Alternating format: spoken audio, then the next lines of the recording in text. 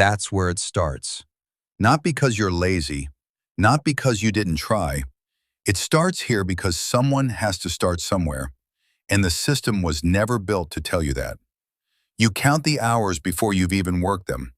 8 hours today, 40 this week, $209 before tax. You don't know it yet, but this number, this small, exhausting number, is about to teach you the first law of money. Income is not the same as freedom. You take the job because it's the job that was available, not the job you dreamed about at 17. Nobody warns you that your first real paycheck will feel smaller than the number promised in the offer letter. Taxes take their share before you even see it. Social Security takes its share. What's left is what you actually live on, and it is always less than you imagined. At $28,000 a year, you are not poor. You are busy. Busy in a way that disguises itself as progress. You work full-time, you pay your bills barely, you watch $950 leave your account for rent, and what's left has to survive 30 days pretending to be enough. There is no investing here, no emergency fund. There is only the current month and the fear of the next one. This is the level where most financial advice insults you. Just save 20%. 20% of what? Of survival? You start noticing things you never noticed before. The way a $40 car repair can undo an entire week of careful budgeting. The way a friend's casual dinner invitation becomes a small crisis in your head before you say yes. Money at this level isn't a tool. It's a constant, quiet negotiation with fear. You learn something here that no course will teach you directly. At the bottom, every dollar has already been spent before it arrives. Then it happens. The raise, the new title, $45,000 a year, almost double where you started. For a moment, you feel it. Relief. Maybe even pride. You upgrade your apartment. You get a newer car financed at 7.9% over 6 years. You eat out more because you've earned it, haven't you? This is where the second law of money finds you, quietly, without announcing itself. Lifestyle expands to match income unless you interrupt it on purpose. You are earning more than you ever have, and yet somehow your bank account still hits zero before the next paycheck. Not because you make less, because you feel richer, and feeling rich is one of the most expensive emotions a person can have.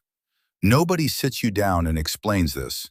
There is no ceremony for it, no warning label on the raise. You simply wake up one day at 30 and realize that a bigger income bought you a bigger life, not a safer one. The math never lies, even when your feelings do. By your late 20s, you're earning $70,000. On paper, this is the American definition of doing well.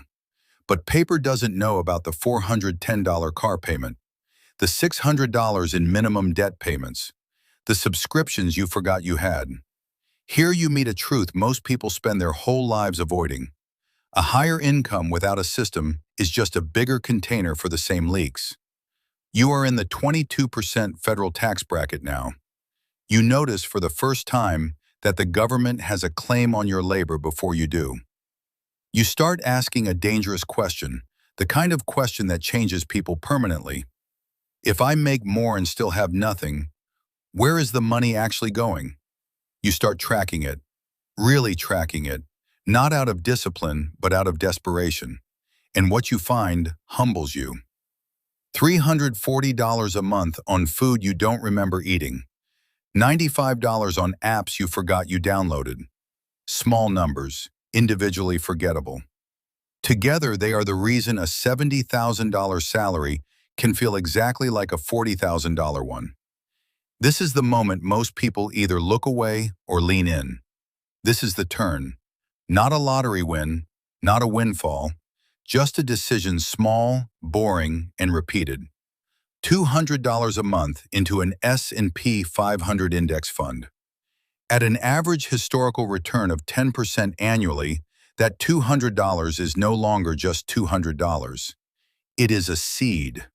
It is time working quietly while you sleep. You don't feel rich. You feel different. Because for the first time, some of your money is not working for your lifestyle. It's working for your future self, a person you've never met but are slowly starting to build. You also do something else, something less exciting but equally important. You build a $1,000 emergency fund, then push it to 3 months of expenses. It sits there, untouched, boring, doing absolutely nothing exciting. And that boredom is the entire point.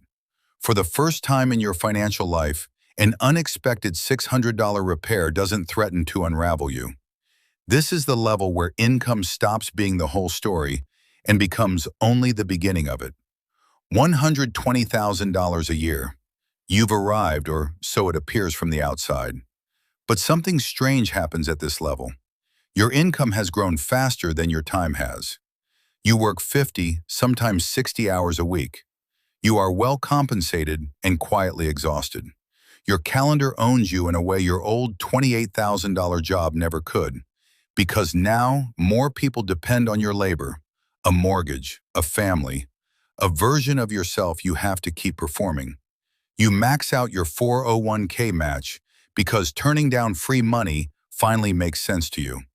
You watch your employer add thousands of dollars a year to an account you can't touch for decades, and you understand, maybe for the first time, that some wealth is built in rooms you're not even present in. You learn the third law here, and it stings.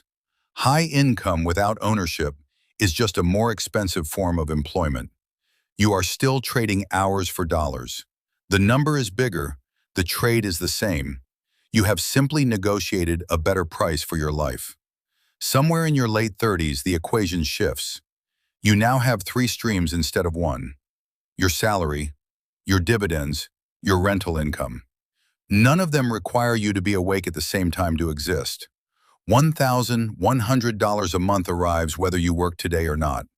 It isn't dramatic, there's no fireworks, just a deposit, quiet as a secret, proving a law the wealthy have known for centuries. Money that works while you sleep eventually outpaces money that only works while you're awake. You start to understand why the ultra-wealthy rarely talk about their salaries. Salary was never the destination.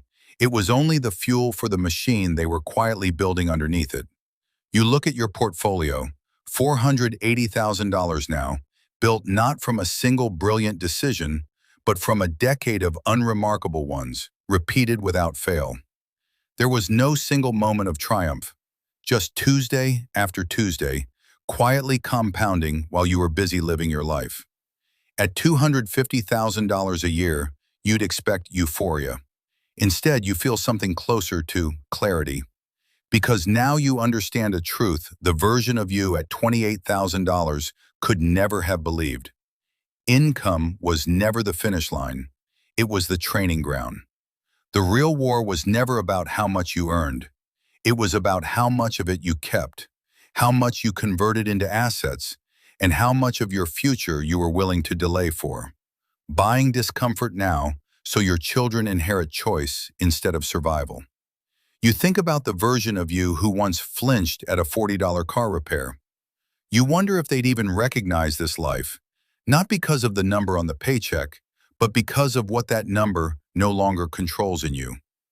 You think back to $7.25 an hour, to counting hours before you'd work them, to the fear that lived in every insufficient funds notification.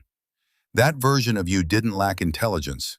They lacked a system and time to let it compound. Because here is the realization that ends every level of income, no matter how high the number climbs.